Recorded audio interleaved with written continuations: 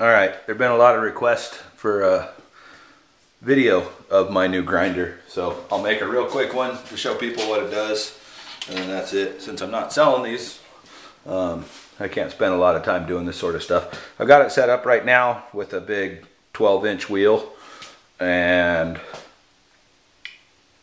the tool rest is set up on an angle just to show you how cool it can be set up on an angle. That one happens to be 60 degrees. And to change it, you can't see what I'm doing, but I loosen one little screw here. I can rotate it up to horizontal that quick, and it's actually keyed, so it stops in both of those positions.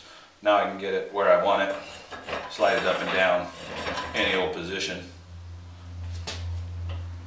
Lock everything in, and I'm grinding. Got a cool light. I can get in whatever position I want. Now to switch it to horizontal, for safety's sake, I'll turn it off. I pull one pin. Now it's horizontal. I can take this off,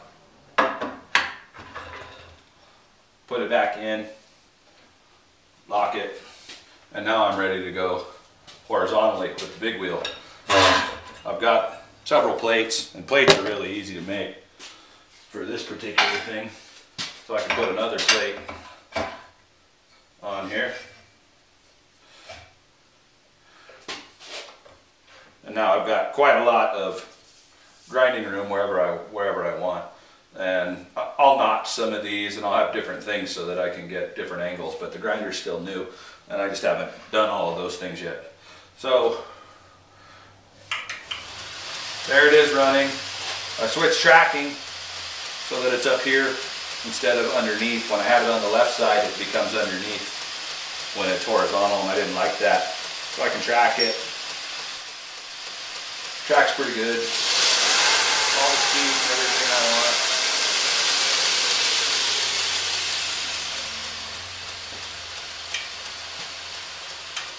Now let's say I want a small wheel attachment on there. Well, I just remove this.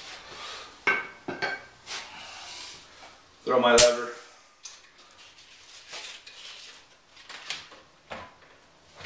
Pull the big wheel out, get the small wheel.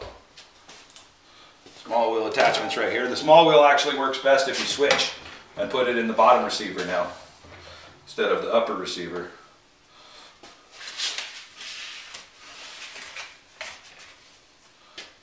Throw my lever again. Fire it up. Happens to be tracking well right now.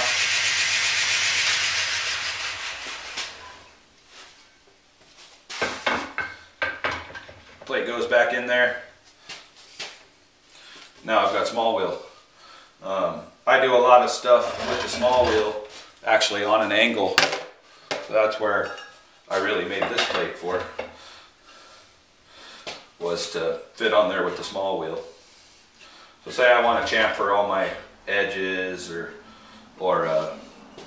do a false edge on a knife. I like to do false edges at 60 degrees or 30, depending on which direction you're looking at it from. So I can come and set this at 60. Now I can come in here, and this is adjustable, so I can use the bottom part of the belt, or if I need to, the belt's wearing out and I want to move to the top part of the belt, I come up there and do the top part. Wherever I want, wherever I want. The light comes and goes.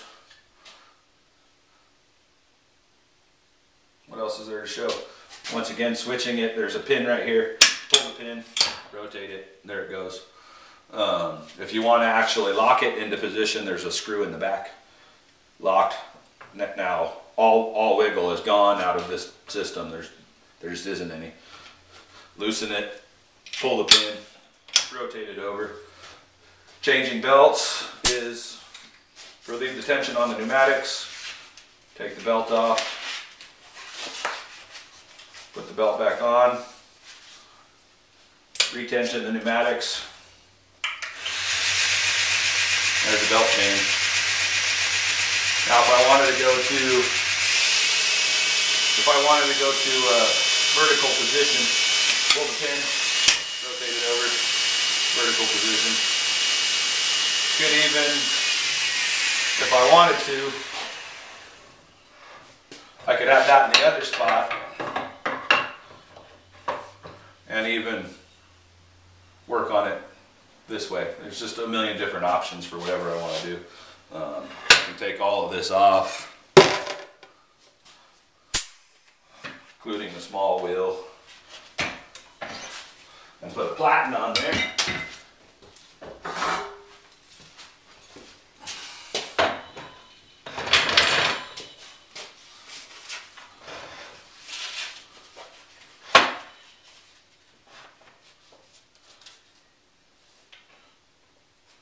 On with the Platen, tension it up.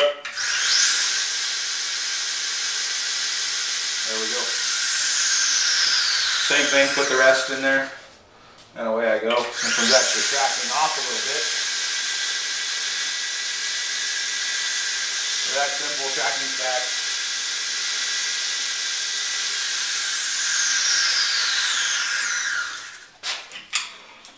Horizontal position, do the same thing. I can now work on the Platen for doing all the outside edges and a whole lot of stuff that we do on grinders. Have everything sitting on a tool rest, and I can use the Platen, I can use the big wheel, I can use the small wheel, I can use other things that I design and come up with that are kind of mission specific. But there you go, that's it.